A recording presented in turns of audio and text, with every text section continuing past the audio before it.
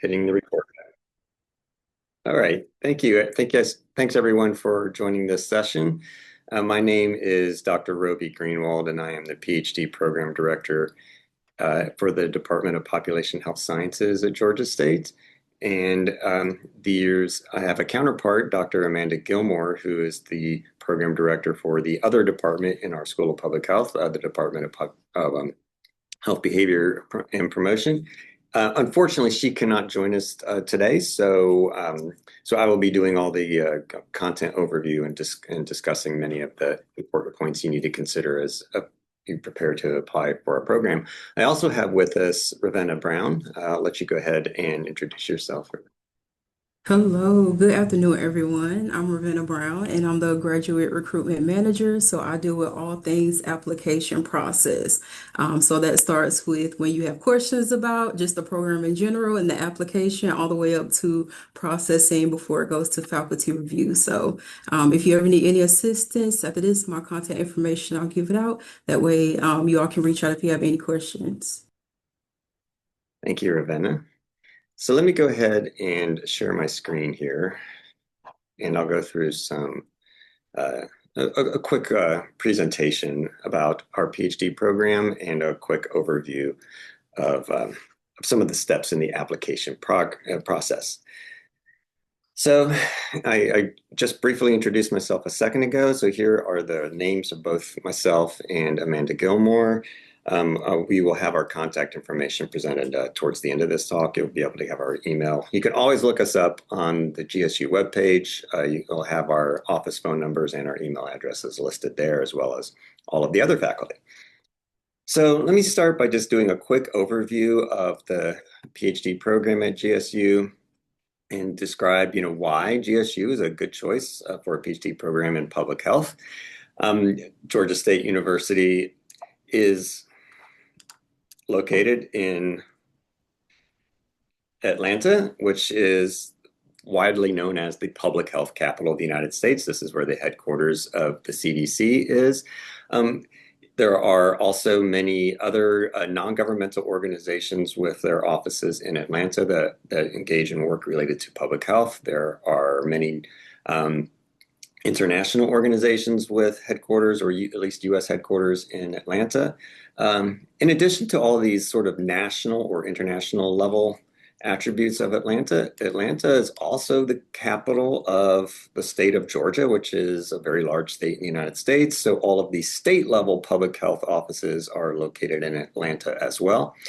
Our specific program, what makes us unique and has some positive benefits that I would like to describe to you, are that we have a very productive, kind, and committed faculty at Georgia State, and we engage in many different types of public health research. And there's something in this program for just about any research focus within the discipline of public health. Our program is a 62 credit hour program. I kind of describe what some of our focuses are here, but our key theme here is that we advance health through leadership, scholarship, research, and service. And we have a couple of different program emphasis, but the students in our PhD program will receive training in designing research, in conducting research studies, in analyzing that data and disseminating these results in many different areas of public health research.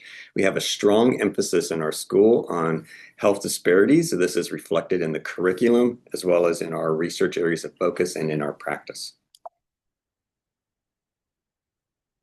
A little bit about the history of our program. We admitted our first PhD students in 2011, and we have had over 75 graduates to date. That number, of course, is updated very frequently because every semester we are graduating a couple of more PhD students. Some of the jobs that they have gone on to after graduation include the Epidemic Intelligence Service, often known by its initials, the EIS.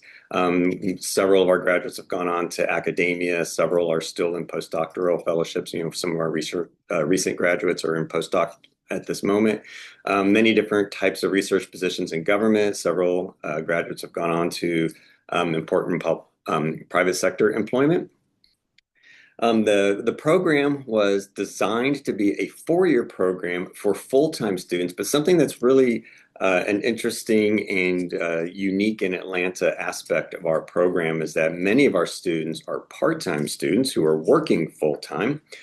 This includes many students who are at some of the agencies I spoke about previously when I said Atlanta was, widely known as the public health capital of Atlanta. Well, many of our students are involved in or employed in various agencies here and are working full time and pursuing a PhD for career progression on a part-time basis. So the program may take a little bit longer if you're working on it part-time as opposed to full-time, but it is designed to be a four-year program for full-time students.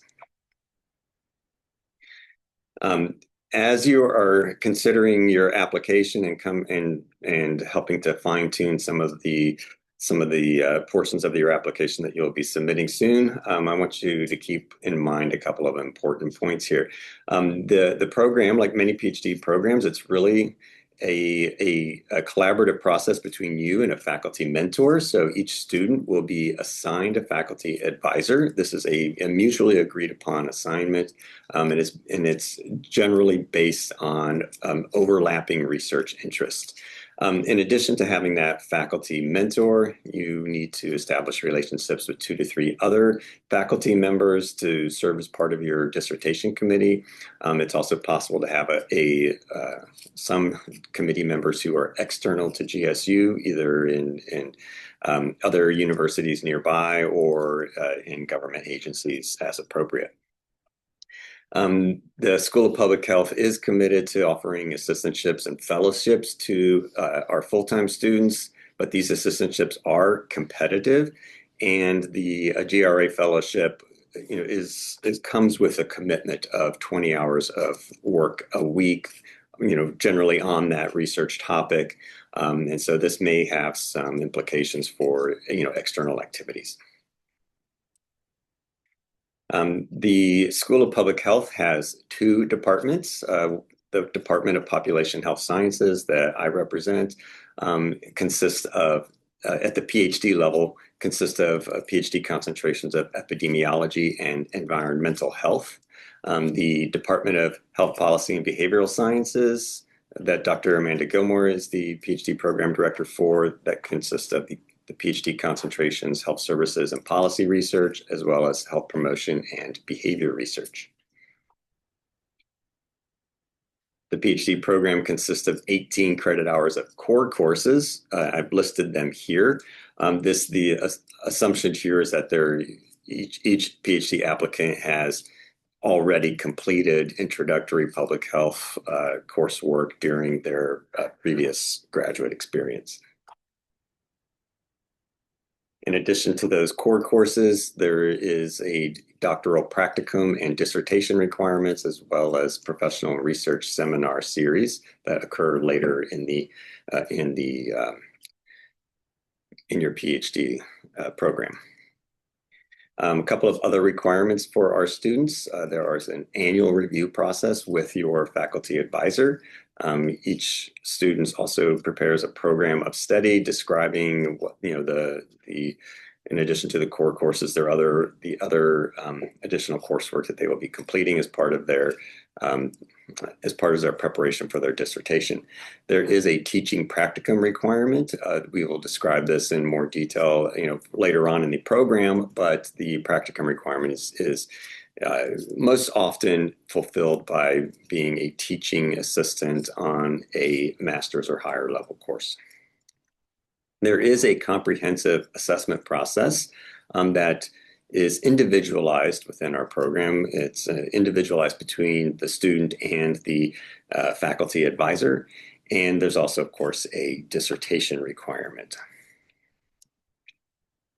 To the application process for our program includes 2 different applications. The first is a SOFIS application. This is an external website. This is not a GSU website. You've probably seen the SOFIS application website previously before you've gotten to this point.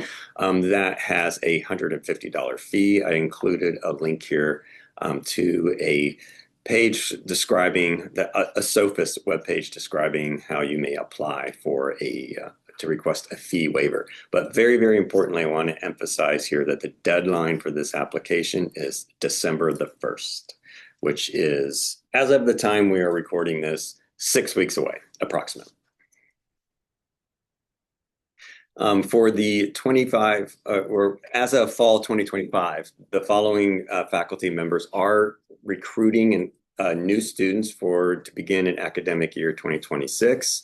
I showed them here. This is from the GSU webpage. There's links within these PowerPoint slides to go find where this came from. But if you click on each one of these faculty members, you can see what their research area of focus is and what they are looking for in an incoming PhD student.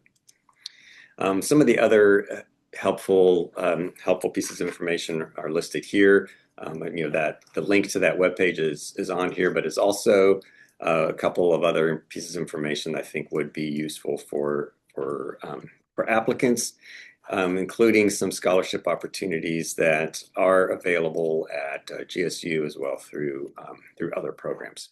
So at this point, I'm going to stop this presentation and open the floor up to some questions from any of you. And I would just remind everyone this is being recorded and will be shared. So just keep that in mind.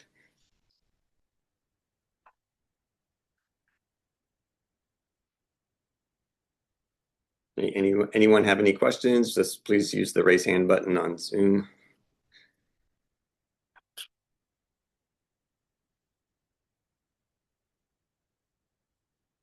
Okay, Nicole. Hi, sorry. Can you guys see me okay or hear me okay? Yes, yes. Great. My name is Nicole Allen. Will be applying to the PhD program in epidemiology. My question for you is, I see the faculty that you'd listed there that were interested in working with new PhD students. My question is, are we at liberty to reach out to those folks and try to have a conversation prior to the application process so we can identify whether or not those particular individuals may or may not be interested in working with us? How does that work? Not only are you at liberty to do that, I would highly encourage you to do that. Okay, so that looks like an individual email or an Yes. individual phone call. Yeah, Is that I something would start with an email.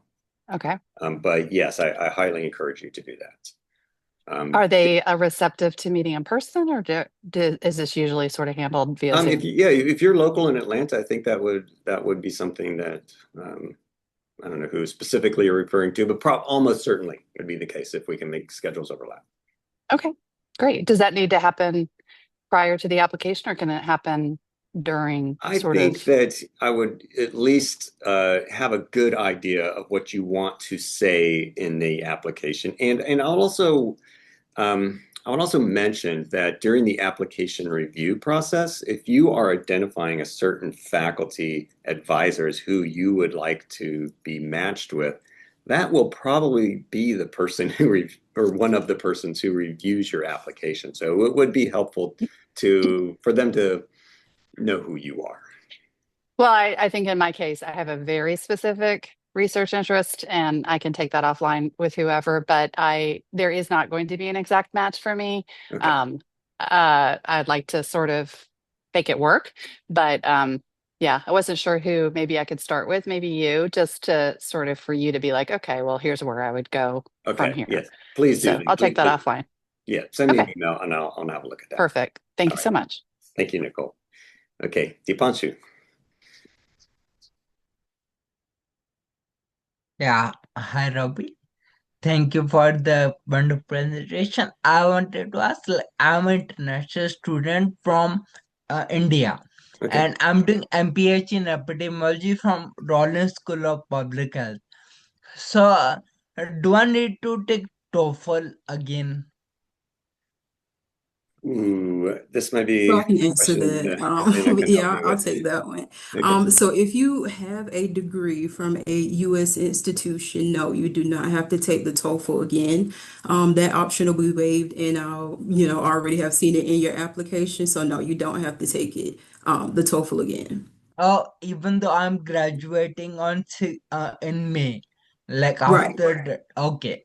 Yeah, so we can still see that it's in progress or that you're in progress. Now you are going to have to submit an updated transcript because your transcript obviously wouldn't have been complete by that December 1st deadline. But because you're actively and currently in a U.S. institution in a degree seeking program, then that requirement is waived for you. Oh, okay. So for transcripts, I can provide unofficial transcripts and official after my degree is done, right? Can you repeat that one more time? For transcripts, like for now, can I submit unofficial ones, and once my degree is complete, then I can submit official ones? No, so it would have to be an official transcript. That's the only way Sophis is going to verify it and process it on their end. So you would have to submit that official transcript, and then typically it'll be I'll either reach out or a hold will be put on your account saying, "Hey, go ahead and upload your or resubmit an official transcript once the time comes before you enter the program." Okay, okay. Thank you. Mhm. Nicole, do you have a second question? Is your hand still? Okay, I see. Never mind. Any other questions? I'm surprised that there are not additional questions. Oh, I see some questions in the chats. Okay, let me just go through three in the chat. Wait, Nicole, hand up again. Yeah, sorry. Sure. If you don't have any questions, I was trying not to monopolize the conversation, but if no one else is going to, I have lots of questions. Okay. My next question is, do we need to have identified potential funding for our PhD candidacy before we apply? And That how is specific do those need to be? there is a space to address that in the application. Okay. Um, in some cases, it depends if you are working full time and perhaps your employers can help support that. The situation varies very significantly across the student body. Um, but if you do require funding to complete your dissertation, that which is the majority of students, then that will be a spot where you can say so, and then this is usually part of the match with the faculty advisor. There are fellowships available, through many different agencies, not just GSU, through the federal government, through other agencies, and lots of them have restrictions on who can apply and who cannot apply.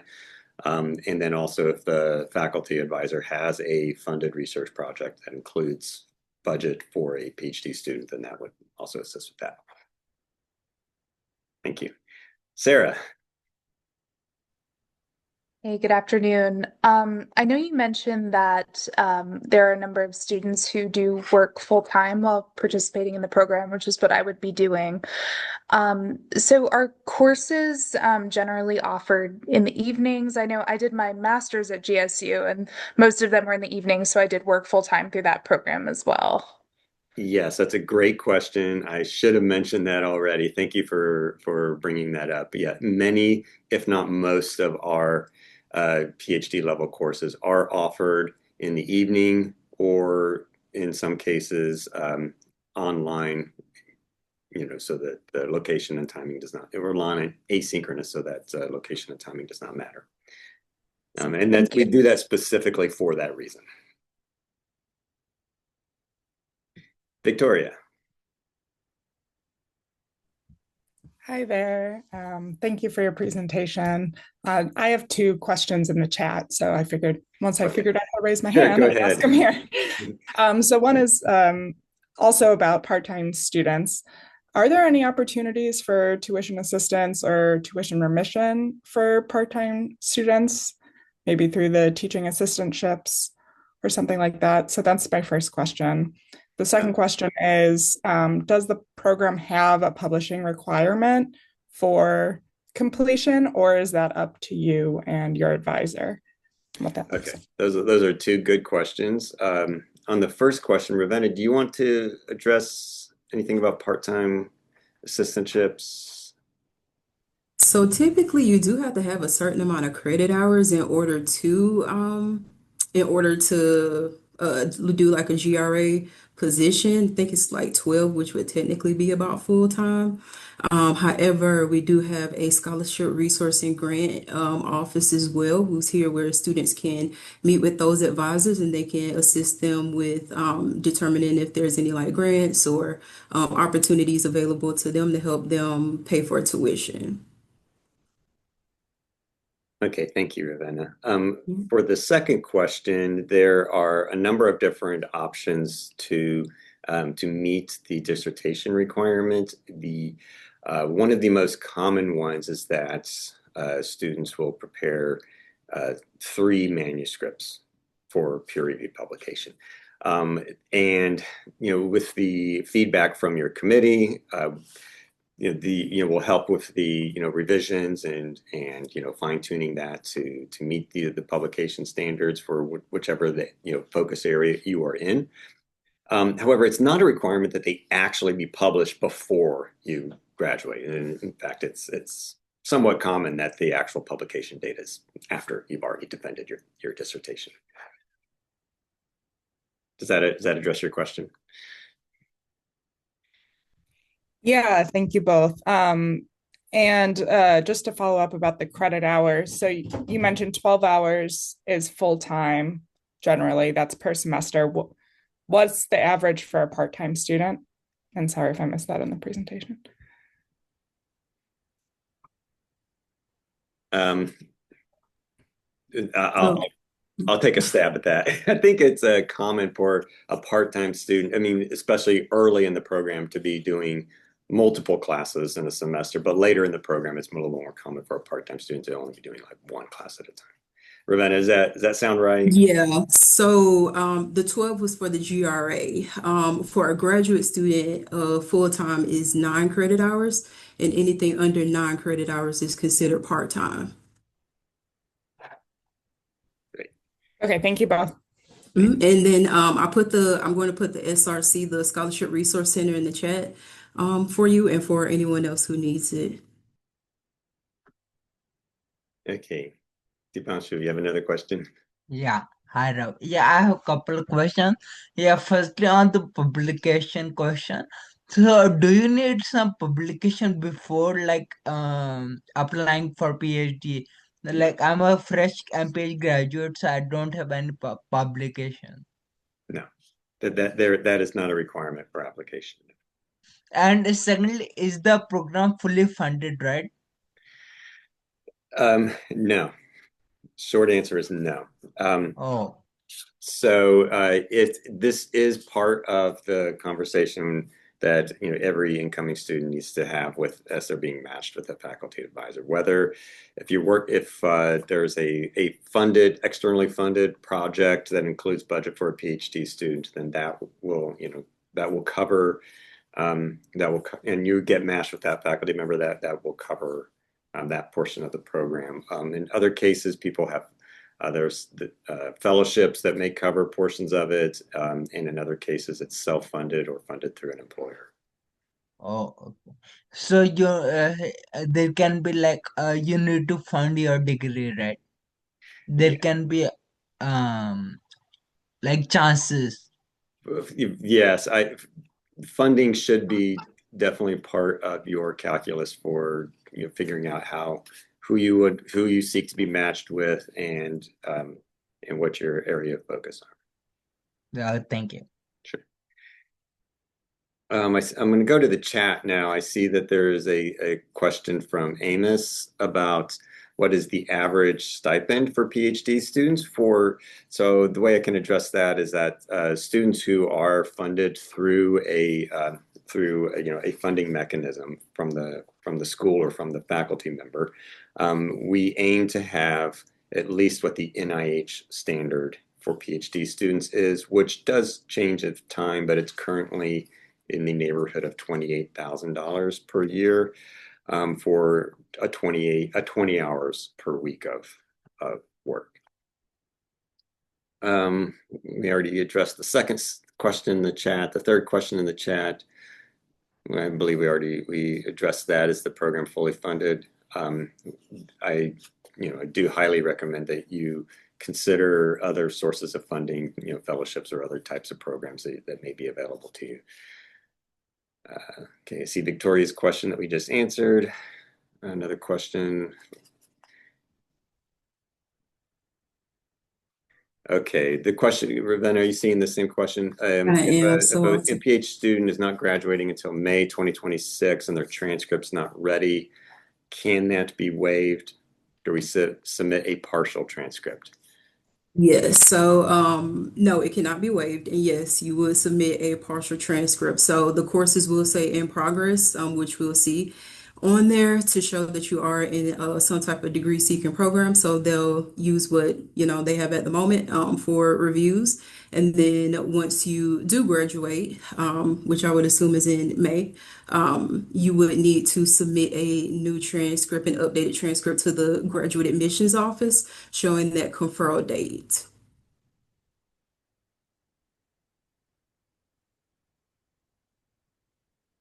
Okay, next question is how many students are being selected each year as PhD candidates?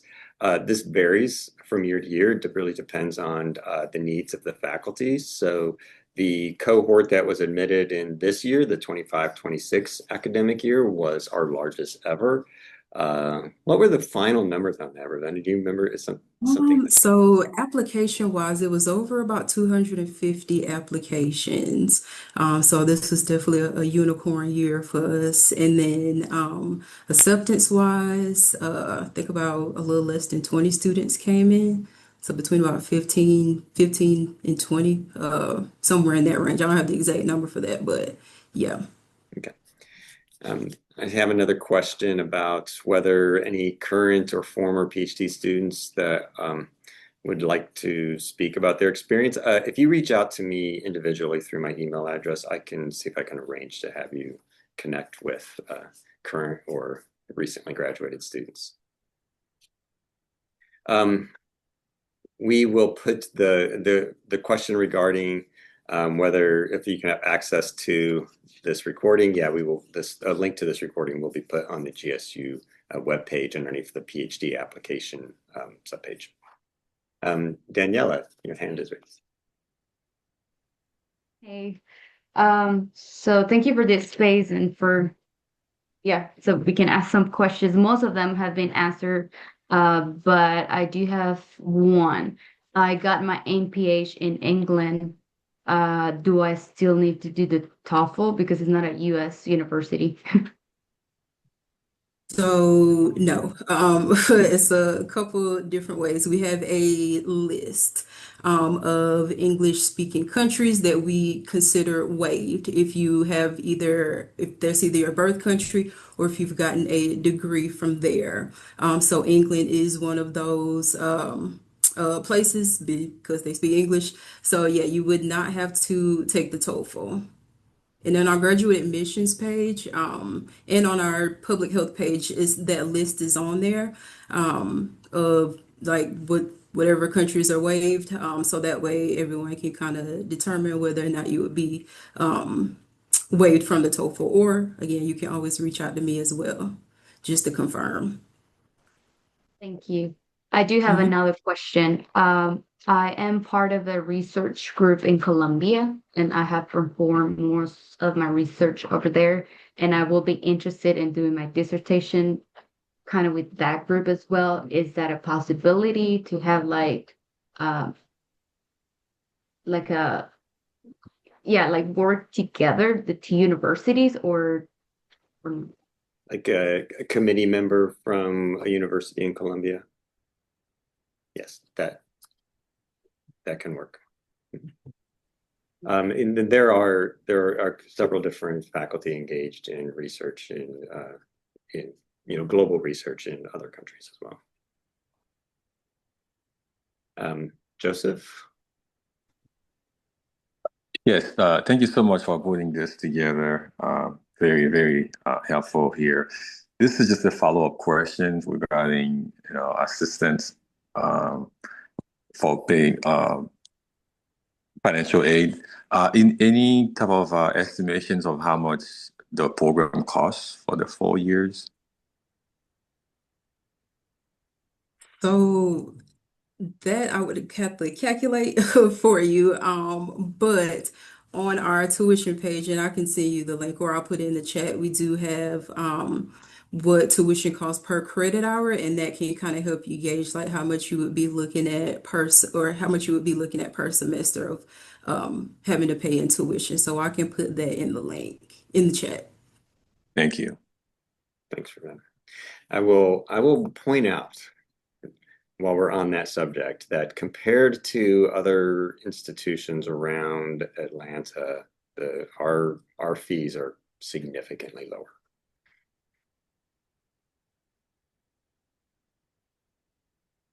Any other questions?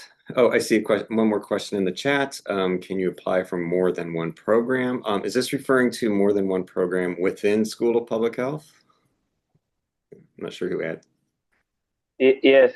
Within a public, I have seen that there are more than I think 3 programs available for PhD programs actually. So, is it wise decision to apply for more than one programs or not? If they're all within the School of Public Health, then what I would recommend. Yes. What I would recommend then is that you explain some information about that within your, within your application, within your personal statement. And that Okay, thank you. Yeah.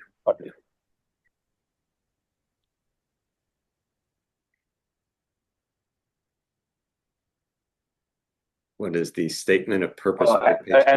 Another question is that so far I have tried to reach so many professors by mailing them, but sometimes they couldn't reply me for I don't know. Perhaps maybe they are busy with their other activities. So is it mandatory to select mentors before applying program? Yeah, I would. If you have looked through the faculty web pages and identified someone or perhaps multiple someones that you think would be a good match, I would recommend, and I've received hundreds, probably thousands of emails from prospective students about this, and this is what I would really say works better. You send a highly individualized email that gets your attention and says, hey, this is not a spam email that I'm sending to 5,000 different faculty members across the United States. This is to you, and I want to, engage with you specifically about something that, we have overlapping interest in. And that will be something that will make it much easier to start a conversation. Thank you so much for your advice. Thank you. So I see a question in the chat. What is the statement of purpose word? What is the statement of purpose word page count? Typically it's 2 pages.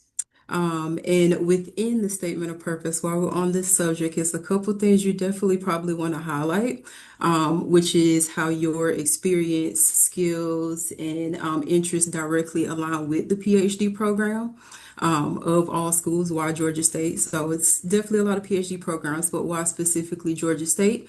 And what different things and experiences and knowledge and tools can you bring to the program? In addition, how can this program help you with like those short-term and long-term goals? So those are definitely some key things that you would want to outline in your statement of purpose, as well as highlighting again any faculty members that align with your research and interests.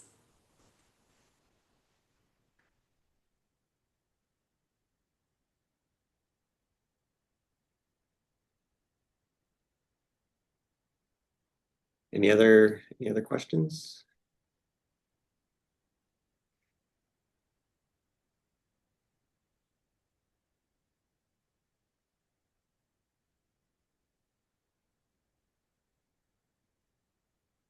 Okay, if there are no additional questions. It's one person, Lukeson. Oh, one more person.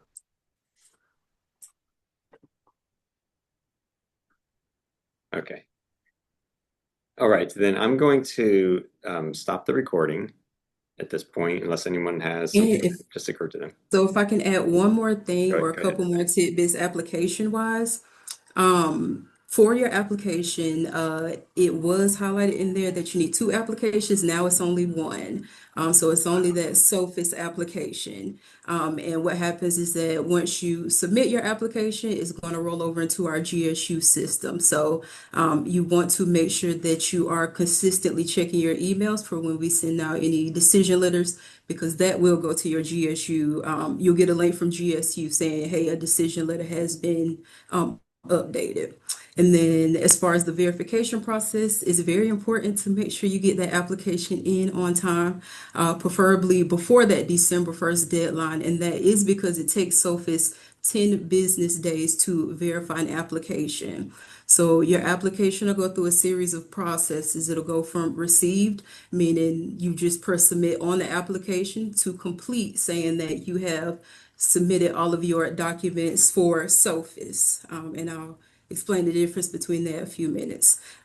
So to go from received to complete to verified. Verified means that SOFIS has looked at your transcripts, they've looked at your whole application, and they see that it is like it meets their approval, and then they'll send it to us. So we don't get anything until your application has gone into verified mode, which means, again, you also want to be making sure you're consistently monitoring your emails, because sometimes SOFIS may say, hey, I saw a transcript or I saw a line on your transcript from a community college or something that you didn't submit the actual transcript from that college, which means you would need to go back and resubmit more transcripts or more documents. So you want to make sure that you're doing all of this ahead of time, because it is going to take them 10 days to verify all of this, and it could take more if you have to go back and complete or resubmit any documents.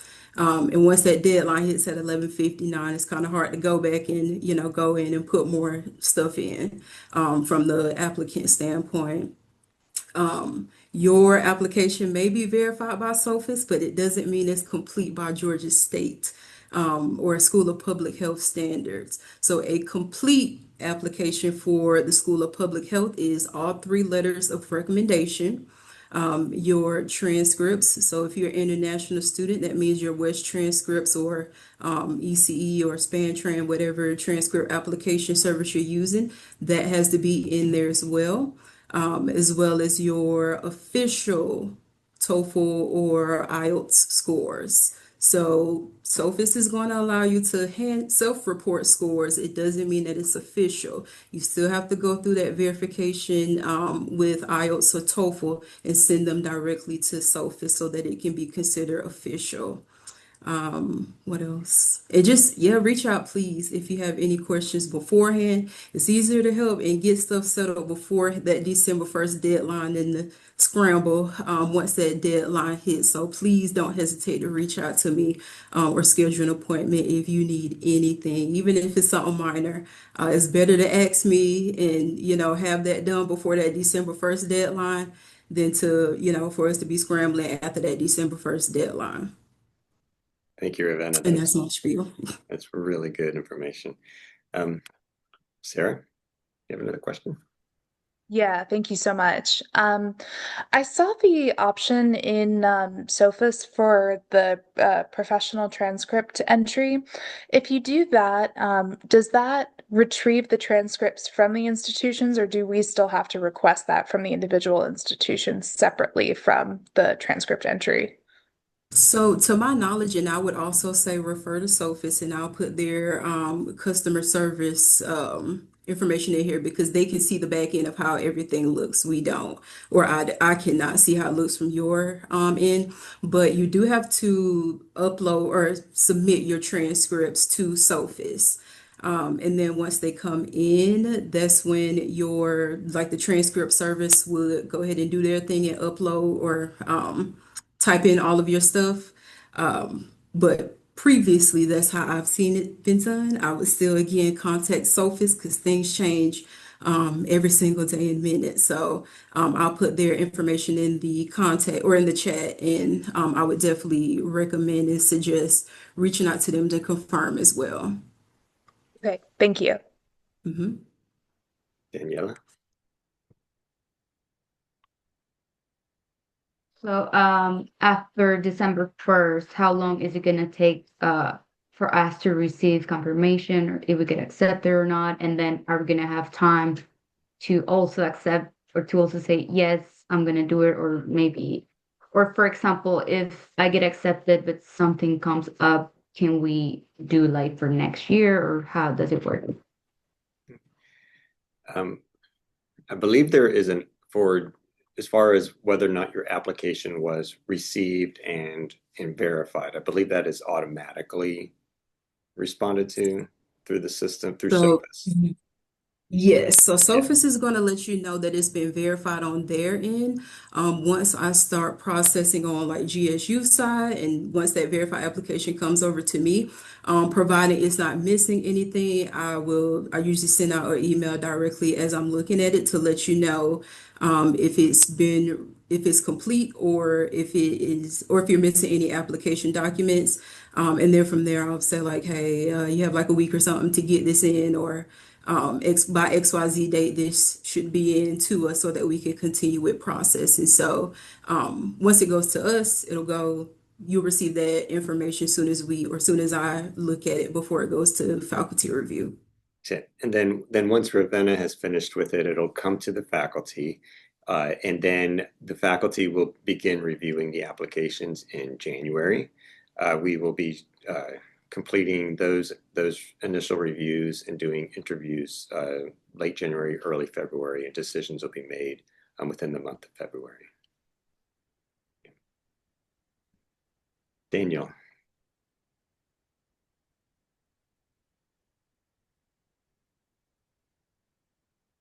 Daniel Chen, do you have a question?